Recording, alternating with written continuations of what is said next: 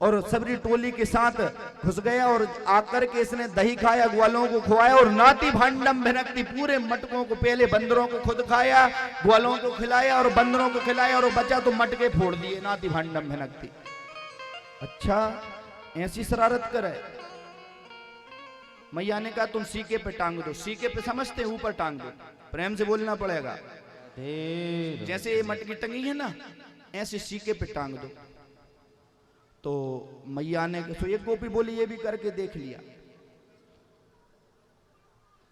एक दिन हमने कन्हैया को पकड़ने का पूरा विचार लगाया, तो हमने क्या किया, एक कन्हैया जब भी आए ऊपर टांगने तो एक के ऊपर एक चढ़ जाए, एक के ऊपर एक चढ़ जाए और मटकी से खुद खाए, सबको खुवाए और मटकी फोड़ के चले जाए।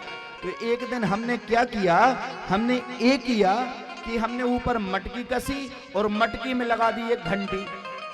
घंटी समझते, घंटी मटकी ऊपर टांगी और उसमें घंटी लगा दी। क्यों लगाई घंटी? बोले घंटी हमने इसलिए लगाई कि कन्हैया आएगा, मटकी को पकड़ेगा तो घंटी बजेगी और घंटी बजेगी तो हम इसको पकड़ लेंगे।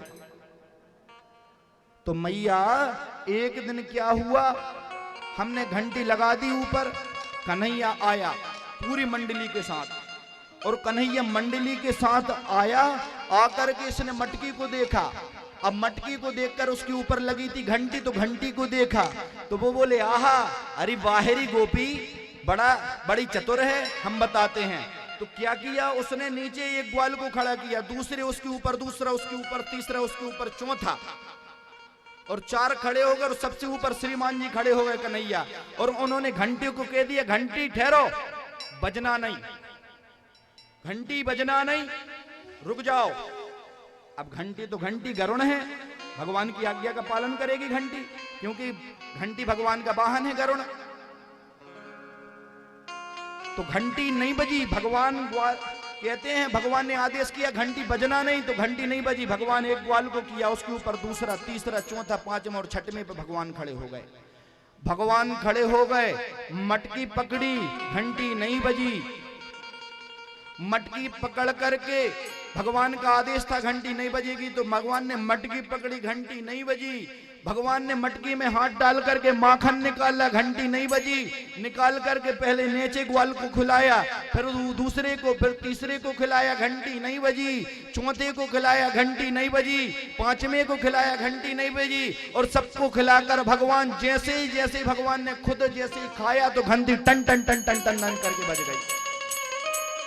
अब जैसे ही घंटी बजी तो सबरे, भगवान तो मटकी पकड़े थे, सबरे ग्वाल भागे, भागो भागो भागो भागो भागो भागो, सब भागे। भगवान घंटी मटकी पर लटक गए।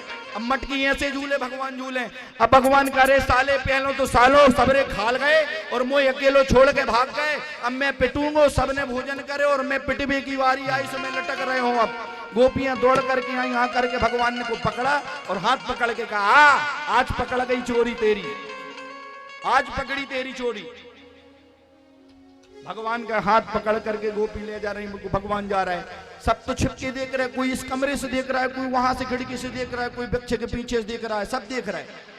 भगवान आगे गए और पीछे मुड़ के देखा, घंटी मेरी आज्ञा का पालन नहीं किया तूने, घंटी तूने मेरी आज्ञा का पालन नहीं किया, तुझे देख लूंगा। तो घंटी कान पकड़ के बोली मेरी गलती नहीं है, तेरी गलती, तेरे बजने से मैं पकड़ गया, मुझे डांट पिटेगी मैया की। बोले नहीं प्रभु आपकी गलती है, मेरी गलती नहीं है। कैसी नहीं है तेरी गलती? बोले आपने आज्ञा करी कि बजना नहीं, मैं नहीं बजी। आप एक के ऊपर एक सखा कर चढ़ गए और मटकी को पकड़ लिया, मैं नहीं बजी। आपने माखन निकाला, नीचे सखा को खिलाया, मैं नहीं बजी। दूसरे को खिलाया, मैं नहीं बजी। तीसरे को खिलाया, मैं नहीं बजी। चौथे पांचवें को खिलाया, मैं नहीं बजी। आज्ञा का पालन, सबको आपने खिला दिया, मैं नहीं बजी।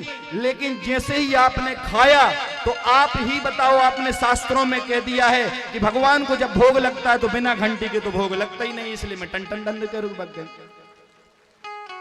जब भगवान ने खाया तो घंटी टनटना के बज गई, क्योंकि घंटी कहती है बिना घंटी के तो भगवान को भोग लगता ही नहीं है।